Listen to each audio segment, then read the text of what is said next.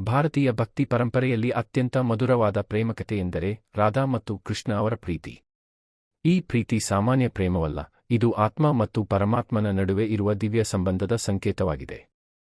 ವೃಂದಾವನದ ಸುಂದರ ಪ್ರಕೃತಿಯ ಮಧ್ಯೆ ಯಮುನಾ ನದಿಯ ತೀರದಲ್ಲಿ ಈ ಪ್ರೇಮಕತೆ ಅರಳಿತು. ಬಾಲ್ಯದಲ್ಲೇ ಕೃಷ್ಣನು ತನ್ನ ಮಧುರವಾದ ಬಾಸುರಿಯ ನಾದದಿಂದ ಎಲ್ಲರ ಮನಸ್ಸನ್ನು ಕದ್ದುಕೊಂಡನು. ಆದರೆ ಆ ಸಂಗೀತದ ನಿಜವಾದ ಅರ್ಥವನ್ನು ತಿಳಿದವರು ರಾಧೆ ಮಾತ್ರ. ರಾಧೆ ಕೃಷ್ಣನನ್ನು ನೋಡಿದ ಕ್ಷಣದಿಂದಲೇ ಅವಳ ಮನಸ್ಸು ಸಂಪೂರ್ಣವಾಗಿ ಕೃಷ್ಣನಲ್ಲೇ ಲೀನವಾಯಿತು. ಕೃಷ್ಣನು ಬಾಸುರಿ ಊದಿದಾಗ ರಾಧೆ ಎಲ್ಲವನ್ನೂ ಮರೆತು ಆ ಧ್ವನಿಯ ಕಡೆಗೆ ಓಡಿಬರುತ್ತಿದ್ದಳು. ಆ ಧ್ವನಿಯಲ್ಲಿ ಅವಳಿಗೆ ಪ್ರಪಂಚದ ಎಲ್ಲಾ ಸಂತೋಷಗಳು ಇದ್ದವು. ವೃಂದಾವನದ ಗೋಪಿ ಗೋಪಾಲರು ಕೃಷ್ಣನೊಂದಿಗೆ ಆಟವಾಡುತ್ತಿದ್ದರು.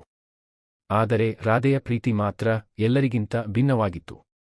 ಅವಳು ಕೃಷ್ಣನನ್ನು ದೇವರೆಂದು ಮಾತ್ರವಲ್ಲ, ತನ್ನ ಆತ್ಮದ ಭಾಗವೆಂದು ನೋಡುತ್ತಿದ್ದಳು. ಒಮ್ಮೆ ಕೃಷ್ಣನು ಗೋವರ್ಧನ ಪರ್ವತವನ್ನು ಎತ್ತಿ ಗ್ರಾಮಸ್ಥರನ್ನು ಮಳೆಗಾಲದ ಕೋಪದಿಂದ ರಕ್ಷಿಸಿದನು. ಆ ಸಮಯದಲ್ಲಿ ರಾಧೆ ಕೃಷ್ಣನ ಶಕ್ತಿಯನ್ನು ನೋಡಿ ಆಶ್ಚರ್ಯಗೊಂಡಳು. ಅವಳಿಗೆ ಕೃಷ್ಣನು ಕೇವಲ ಸ್ನೇಹಿತನಲ್ಲ, ದಿವ್ಯ ಶಕ್ತಿ ಎಂಬುದು ಸ್ಪಷ್ಟವಾಯಿತು. ಕಾಲ ಕಳೆಯುತ್ತಿದ್ದಂತೆ ಕೃಷ್ಣನು ಮಥುರಾಕ್ಕೆ ತೆರಳಬೇಕಾದ ಸಂದರ್ಭ ಬಂತು. ಕಂಸನನ್ನು ಸೋಲಿಸಲು ಅವನು ವೃಂದಾವನವನ್ನು ಬಿಟ್ಟು ಹೋಗಬೇಕಾಯಿತು. ಈ ಸುದ್ದಿ ರಾಧೆಯ ಹೃದಯಕ್ಕೆ ದೊಡ್ಡ ನೋವನ್ನು ತಂದಿತು. ಕೃಷ್ಣನು ಹೊರಡುವ ದಿನ ವೃಂದಾವನದ ವಾತಾವರಣವೇ ದುಃಖದಿಂದ ತುಂಬಿತ್ತು.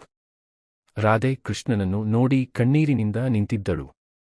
ಆದರೆ ಅವಳು ಕೃಷ್ಣನನ್ನು ತಡೆಯಲಿಲ್ಲ, ಏಕೆಂದರೆ ಅವಳು ತಿಳಿದಿದ್ದಳು, ಕೃಷ್ಣನ ಜೀವನವು ಧರ್ಮವನ್ನು ಉಳಿಸುವುದಕ್ಕೆ ಸಮರ್ಪಿತವಾಗಿದೆ.